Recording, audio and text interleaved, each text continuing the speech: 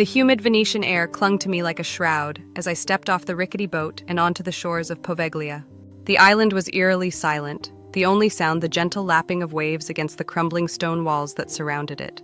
A sense of foreboding washed over me, heavy and suffocating. This place, with its dark history of plague, madness, and death, was more unsettling than I could have ever imagined. I was here to study the ruins of the Poveglia Asylum, a place that had fascinated and terrified me for years. As a psychologist specializing in trauma, I was drawn to the island's grim past, hoping to understand the horrors that had unfolded within those decaying walls. My footsteps echoed through the overgrown courtyard as I approached the main building. The asylum loomed before me, a skeletal structure of broken windows and peeling paint. Vines snaked their way up the walls, reclaiming the building for nature. It was a place frozen in time, a monument to suffering. The interior was even more disturbing. Dust lay thick on every surface, and the air was heavy with the smell of mildew and decay. I wandered through the crumbling corridors, each room offering a glimpse into the asylum's horrific past. Restraints lay discarded on rusted bed frames, and faded medical charts littered the floor, their entries hinting at unspeakable treatments and experiments. As I ventured deeper into the asylum, a chill ran down my spine. I felt a presence, a sense of being watched. It was then, in a darkened room with a cracked mirror leaning against the wall, that I saw her. Reflected in the fragmented glass was a young girl, no more than 10 years old. Her face was pale and gaunt, her eyes wide with fear. But it was her mouth that truly terrified me. It was stretched into a grotesque grin, revealing rows of sharp, jagged teeth. I gasped, stumbling back in horror. The image vanished as quickly as it had appeared, leaving me staring at my own reflection in the shattered mirror. My heart pounded in my chest, and I struggled to catch my breath. Was I hallucinating? Was this the result of spending too long in this oppressive place? I tried to rationalize what I had seen, but the image of the girl lingered in my mind. I couldn't shake the feeling that I had stumbled upon something truly sinister, something that went beyond the documented horrors of Poveglia's past. As I continued my exploration, I began to see the girl everywhere. Her reflection would flash in the tarnished metal of a medical tray, or in the murky water of a forgotten basin. Each time her grin seemed wider, her eyes more filled with malice. The sun began to set, casting long, ominous shadows through the asylum. I knew I should leave, but I was driven by a morbid curiosity. I had to understand what I was seeing, what connection this ghostly girl had to this place. In a room that appeared to have once been a surgery, I found a journal hidden beneath a loose floorboard. The entries were written in a frantic, almost illegible hand, detailing horrific experiments performed on the patients. The writer, a doctor at the asylum, described procedures that were more akin to torture than medicine. As I read, a wave of nausea washed over me. The doctor wrote of lobotomies performed without anesthesia, of patients subjected to electroshock therapy until their minds were shattered. He described attempts to merge consciousnesses, to transplant souls. And then I came to an entry that made my blood run cold. The doctor wrote of a young girl, a patient who exhibited strange abilities. He believed she was a conduit to another realm, a key to unlocking the secrets of the afterlife. He subjected her to unspeakable experiments, attempting to harness her powers, to control the forces of life and death. The final entry was a desperate plea for forgiveness. The doctor wrote of the girl's escape, of her revenge. He claimed she was haunting him, tormenting him with visions of his victims. He wrote of his fear, his certainty that she would soon claim his soul. The journal ended abruptly. I closed it, my hands trembling. I finally understood. The girl in the mirror was not just a ghost, she was a victim, a vengeful spirit seeking retribution for the horrors inflicted upon her. And I feared that I, the unwitting intruder into her domain, was about to become her next target. Night had fallen completely, blanketing the island in an impenetrable darkness. I fumbled for my flashlight, the weak beam barely piercing the gloom. Panic gnawed at the edges of my composure. The journal's words echoed in my mind, each one a hammer blow to my sanity. I had to get off this island, and quickly. But the island seemed to be working against me. Every turn I took led to a dead end. Every corridor seemed to twist back on itself. I was lost in a labyrinth of decaying walls and shattered memories. Then I heard it, a soft, childlike giggle that echoed through the empty halls. It was coming from the floor above. Against my better judgment, I followed the sound. The stairs groaned under my weight, threatening to crumble beneath me. The giggling grew louder, closer. It was filled with a cruel delight that made my skin crawl. I emerged onto the top floor, the flashlight beam dancing across the dilapidated rooms. The giggling stopped abruptly, replaced by an unnerving silence. Suddenly, a cold hand clasped around my wrist. I screamed, whirling around to find myself face to face with the girl from the mirror. She was no longer just a reflection. She was real, flesh and blood, yet undeniably spectral. Her eyes, pools of darkness, bored into mine. Her grotesque grin stretched impossibly wide, revealing those same jagged teeth. Before I could react, she lunged at me, her icy fingers digging into my flesh. I stumbled backward, tripping over a loose floorboard and crashing to the ground. The flashlight clattered away, plunging me into darkness. I scrambled to my feet, my heart pounding like a drum. I could hear the girl moving around me, her ragged breathing close to my ear. I felt her presence all around me, closing in. Then a searing pain shot through my arm. I cried out, falling back against the wall. I could feel warm blood trickling down my skin. The girl was toying with me, savoring my fear. Just when I thought I couldn't take any more, a new sound pierced the darkness, the deep, resonant toll of a bell. It echoed across the island, each clang sending shivers down my spine. The girl froze, her head cocked as if listening intently. The bell continued to toll, and with each ring, the girl seemed to weaken. Her grip on my arm loosened, and her form flickered like a dying flame. Then, as suddenly as she had appeared, she vanished. The bell fell silent, leaving me alone in the oppressive darkness. I lay there for a moment, catching my breath, my body trembling with fear and adrenaline. I had survived, but I knew I wasn't safe yet. The girl was still out there, somewhere in the shadows, waiting for her next opportunity to strike. I had to get off this island, and I had to get off now. I retrieved my flashlight, the beam shaking in my trembling hand. My injured arm throbbed, the pain a constant reminder of the girl's attack. I pressed my hand against the wound, trying to staunch the bleeding. The bell's toll had saved me, but what was it? And why did it affect the girl so strongly? I had no answers, only a desperate need to escape. I stumbled through the asylum, my senses heightened, every creak and groan of the building sending a jolt of fear through me. I avoided the mirrors, terrified of seeing that ghastly grin reflected back at me. Finally, I found my way back to the main entrance. The heavy doors were slightly ajar, a sliver of moonlight illuminating the path beyond. I burst out into the cool night air, gasping for breath. But my relief was short-lived. As I turned to flee, I saw her standing at the edge of the trees, bathed in the pale moonlight. The girl. Her form was hazy, translucent, but her eyes burned with an icy fire. She didn't approach, but her presence was enough to paralyze me with fear. I was trapped, caught between the horrors of the asylum and the malevolent entity that guarded it. Then I noticed something in her hand. A small silver bell. It was identical to the one I had heard ringing moments before. She raised the bell, her eyes fixed on mine. A slow, deliberate smile spread across her face. It was a smile that promised pain, a smile that spoke of endless torment. She brought the bell to her lips and blew. The sound that emerged was not the deep, resonant toll I had heard before. It was a high-pitched, piercing shriek that cut through the silence like a knife. It was a sound that seemed to claw at my eardrums, to burrow into my brain. I screamed, clapping my hands over my ears, but it was no use. The sound was everywhere, inside me, consuming me. I felt my knees buckle, my vision blurring. As I collapsed onto the ground, I saw the girl gliding towards me, her form solidifying with each step. Her grin widened, revealing those terrifying teeth. She leaned down, her breath cold against my cheek. "You're mine now," she whispered, her voice a chilling rasp. "You'll never leave this island." Her hand reached out, her icy fingers closing around my throat. I struggled, gasping for air, but her grip was too strong.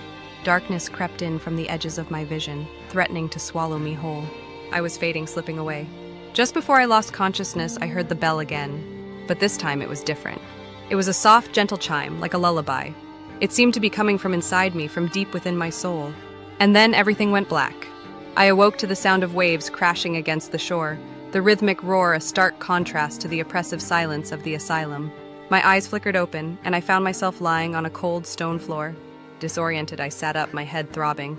The asylum was bathed in the pale light of dawn, filtering through the grimy windows. I was no longer in the hallway where I had collapsed. I was in a small, bare room, furnished only with a rusted cot and a rickety chair. My arm was bandaged, the wound cleaned and dressed. Who had done this? The girl? The thought sent a shiver down my spine. Had she brought me here to prolong my torment? I tried to stand, but my legs were weak and shaky. I took a tentative step, then another, my body protesting with every movement. I had to get out of there, find a way to escape the island.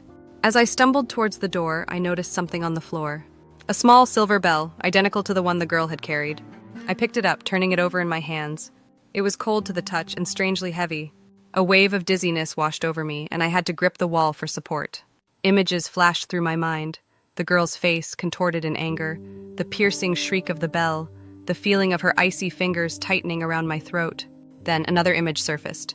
A woman, her face obscured by shadow, leaning over me, her touch gentle as she bandaged my arm. Was she real? Or just another figment of my fevered imagination?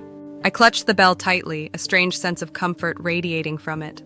It was more than just a weapon for the girl, it was a connection to her, to the island, to the dark forces that held me captive. With renewed determination, I left the room, the bell clutched in my hand. The asylum seemed less menacing in the daylight, but the sense of dread remained. I knew the girl was still out there, watching me, waiting for me to lower my guard. I wandered through the decaying corridors, searching for an exit, a way to escape the island's clutches. But every path seemed to lead to a dead end, every door to another empty room. Then I heard a voice, a soft melodic humming echoing through the halls. It was coming from the top floor, the same place where I had encountered the girl the night before. Fear warred with curiosity. Was it a trap? Was the girl luring me back to finish what she had started? Or was it something else, a chance for answers, a way to break free from this nightmare? I hesitated for a moment, then started climbing the stairs. The humming grew louder with each step, drawing me towards it like a siren's song. As I reached the top floor, the humming stopped. I stood in the hallway, my heart pounding, the bell clutched tightly in my hand. Then a door creaked open at the end of the hall. A figure emerged, silhouetted against the light streaming in from the window behind. It was the girl. But she looked different. Her face was no longer contorted in anger, her eyes no longer filled with malice. She looked peaceful. She held out her hand, the silver bell glinting in the sunlight. "Come," she whispered, her voice soft and gentle. "I'll show you the way." Hesitantly, I stepped forward. The girl remained motionless, her gaze fixed on me, an unsettling serenity radiating from her. The bell in my hand felt warm now, pulsing with a faint energy. As I approached, the girl turned and walked back into the room, beckoning me to follow. I entered cautiously, my senses on high alert. The room was unlike any other I had seen in the asylum. Sunlight streamed through a large arched window, illuminating dust motes dancing in the air. The walls were lined with shelves filled with books, their leather spines gleaming in the light. A large, ornate desk sat in the center of the room, covered in papers and strange, intricate diagrams. It was the room of a scholar, not a madman. The girl turned to face me, her expression solemn. "This was his room," she said, her voice no longer a chilling rasp, but clear and childlike. "The doctor who hurt me, who hurt us all," she gestured to the desk. "He kept records of his experiments, his twisted attempts to control us, to steal our power." I moved towards the desk, drawn by an invisible force. The papers were covered in the same frantic handwriting as the journal I had found. I recognized the descriptions of the horrific procedures, the cold clinical observations of the patient's suffering. "He wanted to unlock the secrets of life and death," the girl continued, her voice filled with sadness. "He thought we were the key." She held up the silver bell. "This was his tool. He used it to amplify our pain, to break our spirits." I looked at the bell in my hand, a wave of nausea washing over me. I had been carrying the instrument of their torture, the symbol of their suffering. "But it can also be used for good," the girl said, her voice regaining its strength. "It can help us find peace, help us escape this place." She stepped closer, her eyes meeting mine. "You have the power to help us," she whispered. "You have the power to set us free." Her words struck a chord deep within me. I felt a surge of empathy, a connection to this girl and the other lost souls trapped on the island.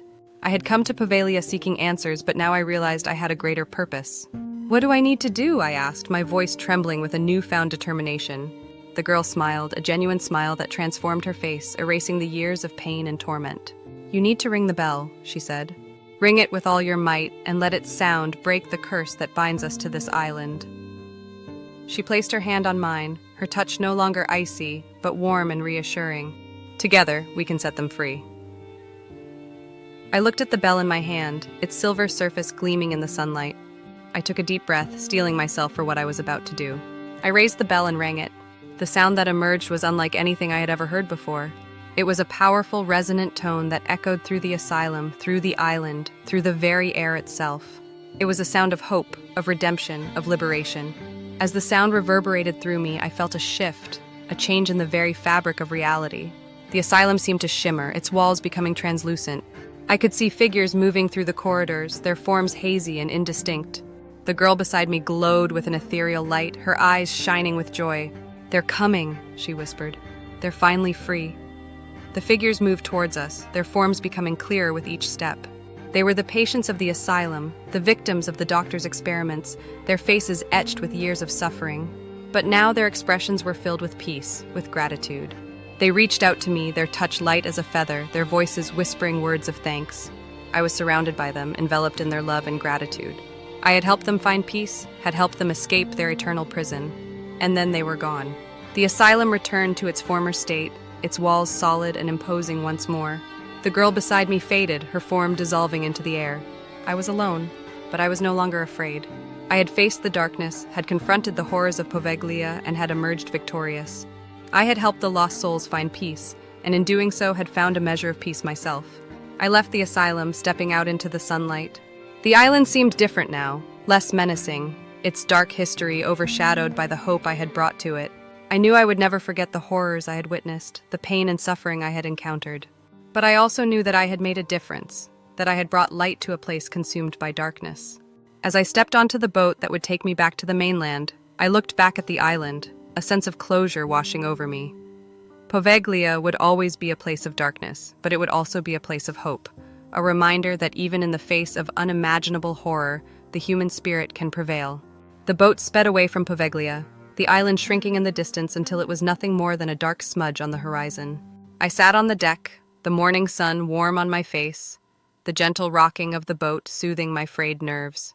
But even as I felt the physical distance growing between myself and the island, I knew I would never truly leave Poveglia behind. The experiences I had endured, the horrors I had witnessed, had irrevocably changed me. I thought about the girl, her sad eyes and her haunting smile. I wondered about her fate, about the other souls that had been trapped on the island for so long. Were they truly at peace now? Or were they simply dispersed, their essence scattered to the winds? I reached into my pocket and touched the small silver bell. It was cold and inert, no longer pulsing with the strange energy I had felt before. It was a reminder of the darkness I had encountered, but also of the strength I had found within myself. Back in Venice, the bustling crowds and vibrant colors of the city seemed jarring after the desolate silence of Poveglia. I checked into a small hotel, eager for a hot shower and a proper night's sleep. But sleep wouldn't come. Every time I closed my eyes, I saw the girl's face, heard the chilling shriek of the bell.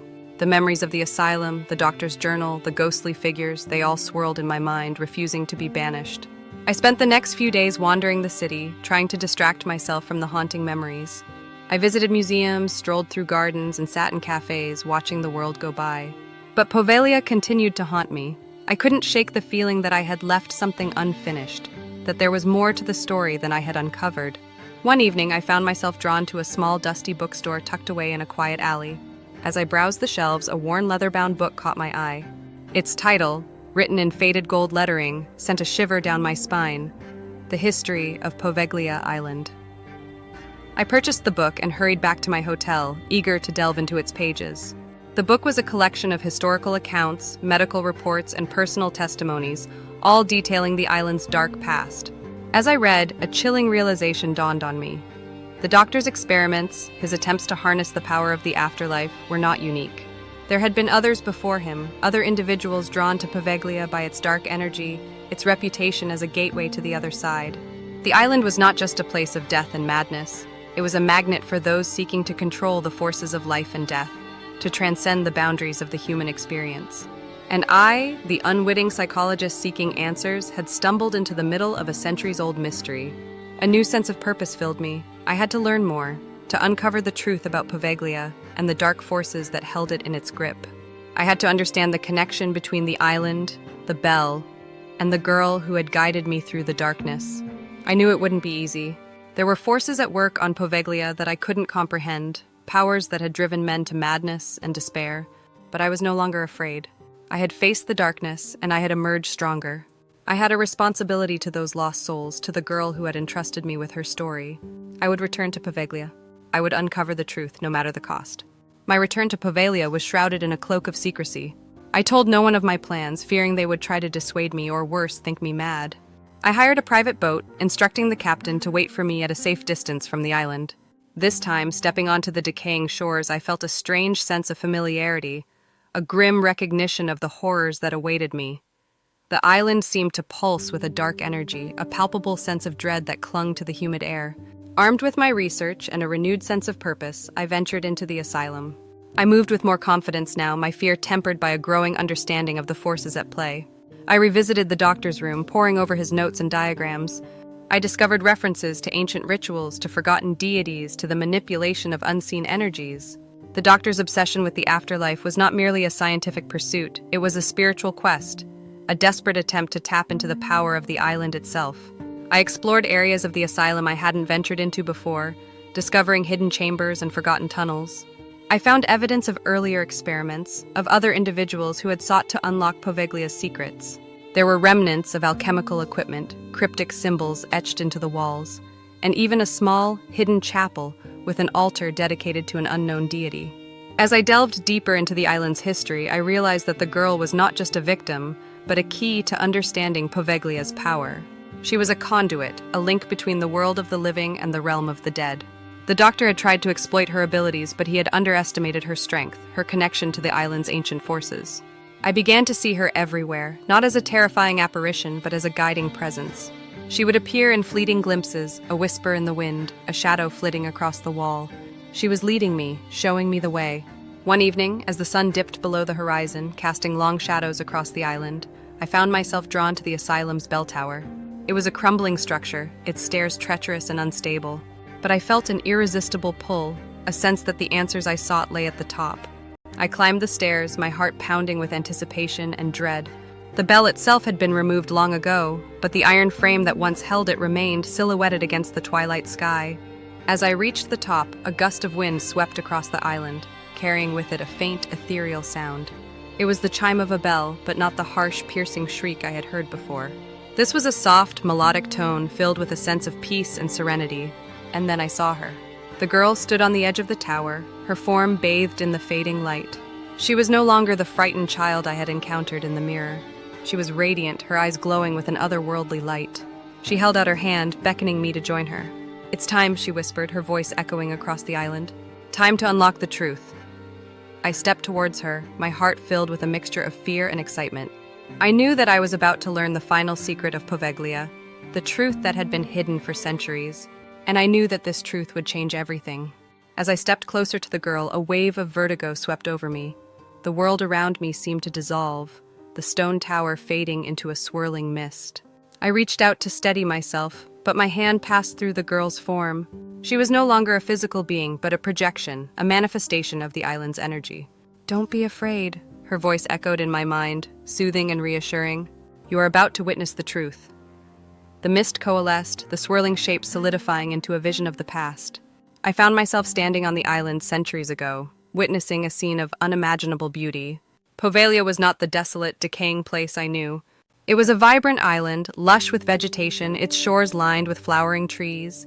People moved amongst the greenery, not patients or doctors, but families, children laughing and playing in the sun. In the center of the island stood a magnificent temple, its white marble gleaming in the sunlight. People were gathered there, not in fear or despair, but in celebration. They were honoring the island, giving thanks for its bounty, its connection to the spiritual realm. The girl stood beside me, her form now solid and real. "This is what Poveglia once was," she explained, her voice filled with sadness. "A place of harmony, a bridge between the worlds." The vision shifted, the scene darkening. A plague swept across the island, decimating the population. The temple was abandoned, its beauty fading as the island became a place of quarantine and death. Over the centuries, the island's true purpose was forgotten, its connection to the spiritual realm twisted and corrupted. The asylum was built, its walls sealing in the pain and suffering of its inhabitants. Poveglia became a place of fear, a symbol of madness and despair. "But the island remembers," the girl said, her voice filled with hope. "It remembers its true purpose, its connection to the light." The vision shifted again, showing me the doctor, his face contorted with obsession, performing his twisted experiments. I saw the girl, subjected to his torturous procedures, her spirit broken but not extinguished. And then I saw myself, arriving on the island, drawn by its dark history. I saw my fear, my confusion, my growing understanding of the island's power. "You were chosen," the girl said, her voice echoing in my mind. "Chosen to help Poveglia heal, to restore its balance." The vision faded, the swirling mist dissipating, leaving me standing on the crumbling tower, the wind whipping at my hair. The girl stood before me, her eyes shining with gratitude. "You have helped us find peace," she said. "You have unlocked the truth." She reached out and touched my forehead, a surge of energy flowing through me. I felt a connection to the island, to its ancient power, to the spirits that had been trapped there for so long. And then I understood. The bell was not just a tool of torture, it was a key, a way to access the island's energy, to channel its power. The doctor had used it for evil, but it could be used for good. I closed my eyes, focusing my intention, channeling the energy flowing through me. I imagined the island healing, the darkness lifting, the spirits finding peace. And then I rang the bell. The sound that emerged was unlike anything I had ever heard before. It was a symphony of voices, a chorus of spirits, a celebration of life and death. It echoed across the island, washing away the darkness, restoring the balance. When the sound faded, I opened my eyes. The island was transformed. The decaying buildings seemed to shimmer with a renewed energy. The air was filled with the scent of flowers, the sound of birdsong. The girl stood before me, her face radiant with joy. "You have done it," she said. "You have set us free." And then she faded away, her form dissolving into the light. I knew that Poveglia would never be the same. It would no longer be a place of fear and despair, but a place of healing and renewal. The spirits were at peace, their energy merging with the island's natural forces. I left the tower, descending the crumbling stairs with a newfound sense of peace. As I walked across the island, I felt the energy flowing through me, a connection to the earth, to the spirits, to the universe itself. I left Poveglia with a heavy heart, but also with a sense of hope. I had faced the darkness, and I had emerged victorious. I had helped to heal a wounded place, to bring peace to troubled souls. And I knew that the girl in the mirror would always be with me, a reminder of the power of compassion, the strength of the human spirit, and the enduring beauty of the natural world.